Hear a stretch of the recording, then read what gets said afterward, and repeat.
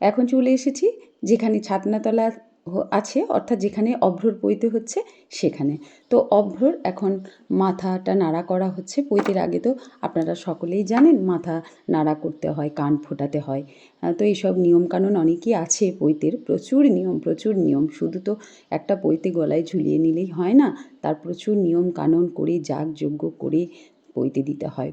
তো সেই সকাল 7টায় পৈতেতে বসেছে, এখন তো প্রায় দুপুর 2-2:30 বাজে, এখনও চলছে। পৈতে শেষ হতে হতে প্রায় 5টায় বেজে যাবে।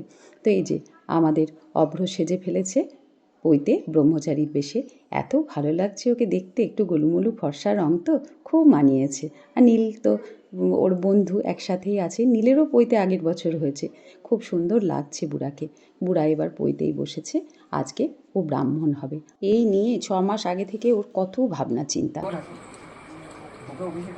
প্রজাপতি ঋষি দুনিষ্ঠিভ ছন্দ উপনয়ন আচার্য নিরসনে হস্ত জপে বিনিয়োগ।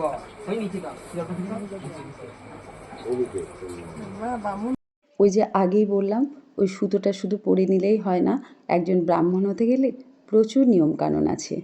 আগের দিন থেকে আপনার অধিবাস করতে হয়, গায়ে হলুদ, খোলায় খই, তারপরে যাগযজ্ঞ করে এই পৈতে নিতে হয় প্রচুর নিয়মকানুনের মধ্যে দিয়ে। তো যাই হোক, এখানে সবাই ব্রহ্মচারীকে ভিক্ষে দেবে বলে ফল, মিষ্টি, চাল তারপর পৈতে নিয়ে রেডি হয়ে দাঁড়িয়ে আছে। এবার একে একে ভিক্ষে দেওয়া শুরু হবে। বুড়ার মাসি বুড়ার মুখ দেখবে, সেই জন্য দিদা আগে ভিক্ষা দিচ্ছে। এটা হচ্ছে বুড়ার দিদা ভিক্ষে দেবে, তারপর তিথি অর্থাৎ বুড়ার মা ভিক্ষে দেবে। আর ওইদিকে মাসিমা বসে আছে, মাসিমা একটু অসুস্থ তো, ঘাড়ে প্রচণ্ড ব্যথা, মানে বুড়ার ঠাকুমার। কিন্তু যতই অসুস্থ হোক, একটি মাত্র নাতির পৈতে ভিক্ষে তো দিতে হবে, তাই উপরে আস্তে আস্তে উঠে এসেছে। আর বুড়ার দাদু তো উঠতে পারেনি, উনিও অসুস্থ, নিচেই আছেন। তো মেসোমশাইয়ের ভিডিওটা আমার করা হয়নি। তো মাসিমা ভিক্ষা দেবে তিথির পর, এখন তিথি দিচ্ছে ভিক্ষে। তো এই ভিক্ষে দেওয়ার সময় যে আশীর্বাদ করতে হয়, এটাতে কিন্তু ব্রহ্মচারীরা খুব আনন্দ পায়। মানে আমার ছেলের সময় তাই, ওই যে ওকে প্রণাম করে সবাই, ছোট বড় আশীর্বাদ নেয়, এটা ওদের কিন্তু খুব ভালো লাগে। এই যে মাসিমা মানে বুড়ার ঠাকুমা ভিক্ষে দিল একটি মাত্র নাতির পৈতে, তাই মানে মাসিমা মেসোমশাই চিন্তাতেও আছে, আবার আনন্দও হচ্ছে খুব ওনাদের। আবার এদিকে তিথির মা বাবারও তাই খুব আনন্দ, তিথির মা বাবারও এই একটাই নাতি। এখন বুড়ার পিসি ভিক্ষে দিচ্ছে, দেখুন। একটু আগে কিন্তু কি কান্না, কান ফোটাতে গিয়ে এমনি পৈতেতে বসে কান্না, মাকে সব সময় পাশে থাকতে হবে, মা সরে গেলেই কান্না। আবার পৈতের একটা নিয়ম আছে যে 3 পা দেওয়া যাবে না, 2.5 পা দিতে হবে, সেটাতেও প্রচণ্ড কান্নাকাটি। ওরে বাপ রে বাপ, প্রচণ্ড কান্নাকাটি সব হলো। এখন সবাই এবার প্রণাম করছে, নীল প্রণাম করছে, আশীর্বাদ নেবে। নীল আবার খুব ঠাকুর ভক্ত।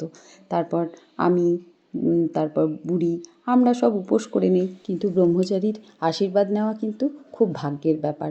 নতুন ব্রাহ্মণ, তাই ব্রহ্মচারীর আশীর্বাদটা নিয়ে নিলাম। পৈতের সমস্ত নিয়মকানুন দেখালাম না, তাহলে তো একটা ভিডিও রেকর্ডিংয়ের ক্যাসেট হয়ে যাবে, তাই না? তো এবার ব্রহ্মচারীকে ঘরে নিয়ে যাওয়া হবে, ঠাকুর ঘরে। ওখানেই ও থাকবে, কারণ ওকে আর কারোর মুখ দেখতে হয় না। আমি আগে যাবো তো। হ্যাঁ তুমি আগে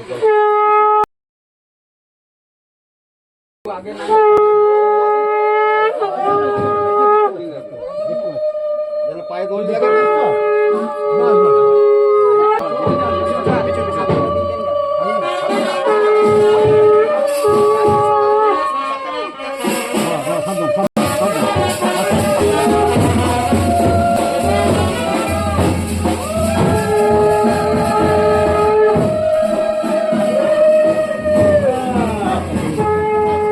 ব্রহ্মচারীকে ঘরে নিয়ে আসা হলো, এখনও অনেক নিয়ম আছে।